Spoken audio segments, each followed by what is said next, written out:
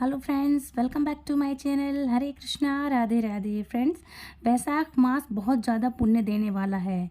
हमारी अभी भी इच्छाओं को, सभी इच्छाओं को पूरी करने वाला है, स्वर्ग की अधिकारी बनाने वाला है। वैशाख महीना यदि आपने नहाया है, यदि आपने विधि विधान सहित सब कुछ किया है, तो हमें ये स्वर्ग की प्राप्ति कराता है, मोक्ष की प्राप्ति कराता है। हमें दोबारा किसी की कोख में, किसी की योनि में आने नहीं देता है। तो वैशाख मास बहुत ही पावन और बहुत ही ज़्यादा पुण्यदायी है। तो चलिए आज आपके लिए सुनाते हैं वैशाख मास महत्तम 9, मतलब 9। तो श्री सूत जी महाराज सभी विषयों के पूछने पर उन्हें यमराज और ब्रह्मांड का संवाद बताते हुए नरक और स्वर्ग ले जाने वाले कर्मों का वर्णन कर रहे थे। अब आज इस अध्याय में सूत जी धर्मराज और ब्राह्मण के संवाद के इस चरण में तुम दल और अश्वत्थ वृक्ष यानी पीपल के पेड़ की महिमा के साथ 3 प्रेत के उद्धार की कथा बता रहे हैं। वह सुंदर प्रसंग है।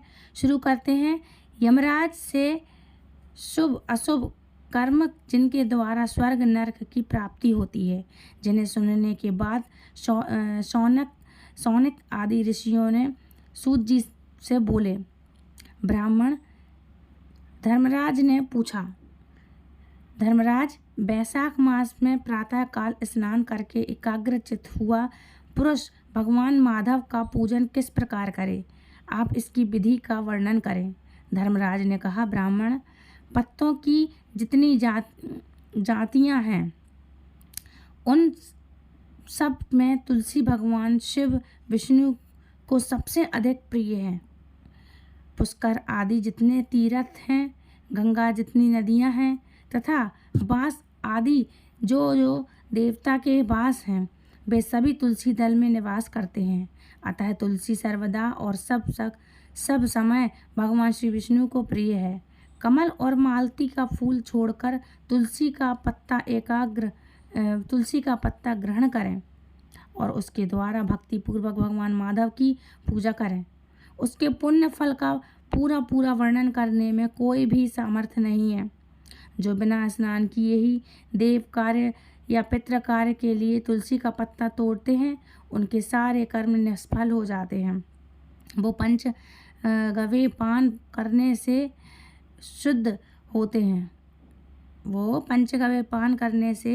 शुद्ध होते हैं। जैसे हरहर बहुत सारे रोगों को तत्काल हर लेती है, उसी प्रकार तुलसी दरिद्रता और दुर्भाग्य को हर लेती है। हरे रंग की उनके द्वारा श्री मधुसूदन का पूजन करने से प्रत्येक मनुष्य विशेषतः भगवान का भक्त, नर हो चाहे नारायण हो, यह नारायण हो जाता है। जो पूरे वैशाख महीने में तीनों संध्या के समय तुलसी दल से मधुहंता श्रीहरि विष्णु का पूजन करता है, उनका पुनः इस संसार में जन्म नहीं होता। फूल और पत्तों के न मिलने पर अन्न आदि के द्वारा, धान, गेहूँ, चावल अथवा जौ के द्वारा जो भी सदा श्रीहरि विष्णु के पूजन करे, तत्पश्चात सर्वदेवमय भगवान विष्णु की प्रदक्षिणा यानी परिक्रमा करे। उसके बाद देवताओं, मनुष्यों, पितरों व चराचर जगत का तर्पण करे। पीपल को जल देने से दरिद्रता, काल करनी या एक तरह का रोग होता है। दोष स्वप्न, दोष संचिता तथा संपूर्ण दुखों का नाश होता है।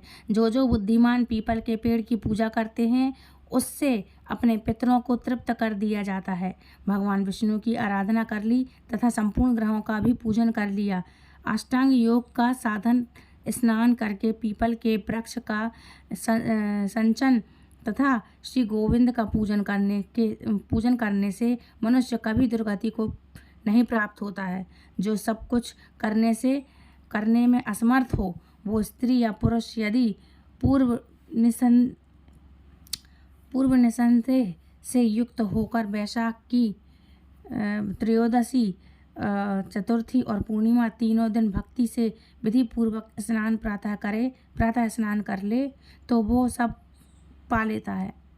वो सब लोग मुक्त हो जाते हैं और स्वर्ग की प्राप्ति होती है। उनका फल अक्षय होता है। अक्षय स्वर्ग के वासी होते हैं वो लोग जो वैशाख मास में प्रसन्नता के साथ भक्तिपूर्वक ब्राह्मणों को भोजन कराते हैं तथा 3 रात तक प्रातःकाल एक बार भी स्नान करके संयम और शौच का पालन करते हुए सफ़ेद या काले तिलों को शहद में मिलाकर भरा ब्राह्मणों को दान देते हैं। उन्हीं के द्वारा स्वास्तिक वाचन करवाते हैं तथा मुझ पर धर्मराज प्रसन्न हों इस उद्देश्य से देवताओं और पितरों का तर्पण करते हैं। उनके जीवन भर के किए हुए पाप तत्काल नष्ट हो जाते हैं। जो वैशाख मास की पूर्णिमा को मणिकर मटका जल के घड़े पकवान तथा स्वर्णिम दक्षिणा दान करते हैं उन्हें अवश्य अश्म फल मिलता है। इतनी कथा कह के सूत जी को छिड़के फिर पुनः बोले। इसके बाद यमराज ने ब्राह्मण को इस विषय में एक प्राचीन इतिहास कहा जिससे एक ब्राह्मण का घने वन के भीतर प्रेतों के साथ संवाद हुआ था। कुछ यह मध्य प्रदेश में एक धन शर्मा नामक ब्राह्मण रहता था।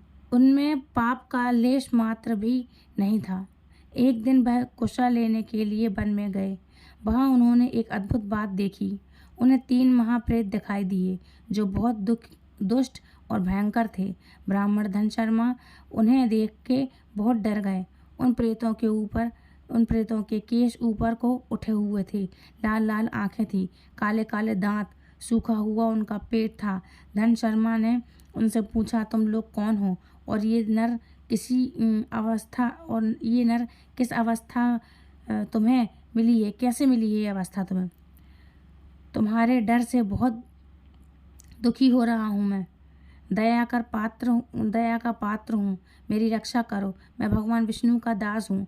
मेरी रक्षा करने से भगवान तुम लोगों का भी कल्याण करेंगे।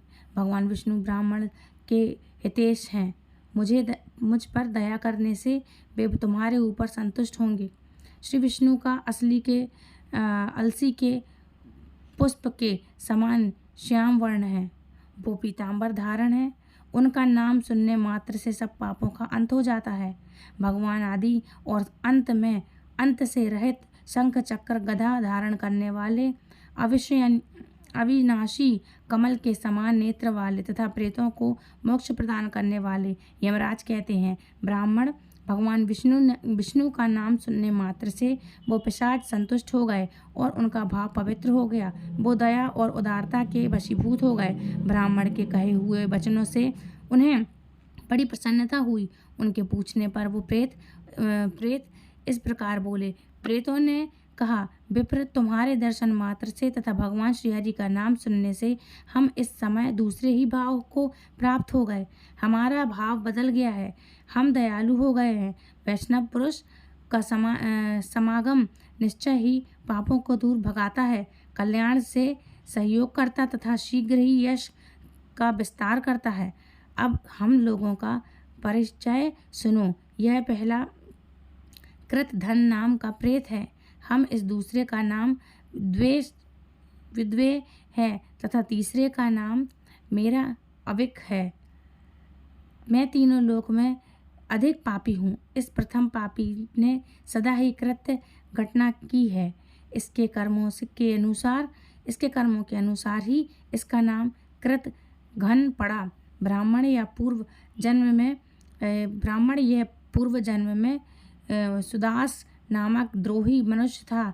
सदा कृत्य घनता किया करता था। कृत्य घन क्या होता है? कृत्य वो व्यक्ति होते हैं जो किसी के द्वारा अपने प्रति किए सत्कर्मों को भूल जाते हैं या नहीं मानते हैं और इसी से उनका नाम कृत घन पड़ा।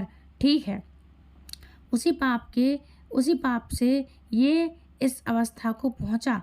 अत्यंत पापी धृत तथा गुरु और स्वामी का अहित करने वाले मनुष्य के लिए भी पापों से छूटने का उपाय है, पर कृत घन के लिए कोई प्रायश्चित नहीं है। इस दूसरे पापी ने देवता का पूजन किए बिना ही सदा अन्न भोजन किया। इस गुरु और ब्राह्मण को कभी दान नहीं दिया, इसलिए इसका नाम विदर हुआ है। यह पूर्व जन्म में हरिवर नाम के विख्यात राजा 100 हज गांवों का विख्यात राजा था। 100 हज गांवों का इसका अधिकार था। ये रोष, अहंकार तथा नास्तिकता के कारण गुरुजनों की आज्ञा का उल्लंघन करने में तत्पर रहता था। प्रतिदिन पंच महायज्ञों का अनुष्ठान किए बिना ही खाता और ब्राह्मणों की निंदा करता था। उसी पाप कर्म के कारण यह बड़े बड़े नरकों का कष्ट भोग करके इस समय विद्वत नामक प्रेत हुआ है। अब वैशाख नामक तीर्थ प्रेत में हूँ। मैं पूर्व जन्म में ब्राह्मण था। मध्य प्रदेश में मेरा जन्म हुआ था। मेरा नाम गौतम था और गोत्र भी गौतम ही था। मैं बासप गांव में निवास करता था। मैंने माधव मास में भगवान माधव की प्रसन्नता के उद्देश्य से कभी स्नान नहीं किया, दान और हवन भी नहीं किया। विशेषतः वैशाख मास में संबंध रखने वाला कोई कर्म नहीं किया। वैशाख में मधुसूदन का पूजन नहीं किया तथा विद्वान पुरुषों को दान आदि से संतुष्ट भी नहीं किया। वैशाख मास की किसी भी पूर्णिमा को जो पूर्ण फल प्रदान करने वाली होती है, मैंने स्नान, दान, शुभ कर्म, पूजा तथा पुण्य के द्वारा उसके व्रत का पालन भी नहीं किया। इससे मेरा सारा वैदिक फल निष्फल हो गया। अब मैं वैशाख नामक प्रेत हो के विचरण करता हूँ, सब और विचरण करता हूँ। वैशाख महत्तम अध्याय 9 संपूर्ण हुआ। इस अध्याय में स्पष्ट है कि हमें दूसरों के उपकार मानने चाहिए, गुरु का पूजन करना चाहिए, दान देना चाहिए और पुण्यदायी वैशाख महीना, कार्तिक महीना, माघ आदि का शुभ कर्म जरूर ही करने चाहिए, वरना बाद में हमें बहुत दुख भोगने पड़ते हैं। ना कल वैशाख मास महात्म के अध्याय की कथा सुनेंगे कल हम। फ्रेंड्स, हमारा जीवन छोटा सा है, जीवन क्षणभंगुर है ना। तो इस कारण हमारे लिए ये सब जितने भी कर्ज हैं ये सब उतार लेना चाहिए। जिंदगी का देखो कोई भी भरोसा नहीं है, इसलिए कभी भी समय को नष्ट ना करें। समय को ज़्यादा से ज़्यादा नाम जाप करके आप उपयोग करके जन्म और मृत्यु के चक्र से मुक्ति पा लें।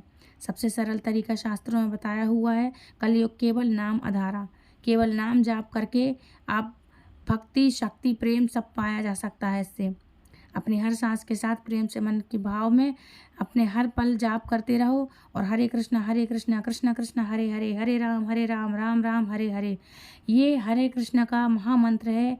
तो आप इसका ज़्यादा से ज़्यादा नाम जाप करें, तो ज़्यादा से ज़्यादा शेयर करें। वैशाख मास की कथाएं दूसरों को भी सुनाएं अपने द्वारा शेयर करके, है ना। बताओ, अपने शास्त्रों का ज़्यादा से ज़्यादा प्रचार करो, दूसरों को भी बताओ। ये भी एक प्रकार की सेवा ही है, ठीक है।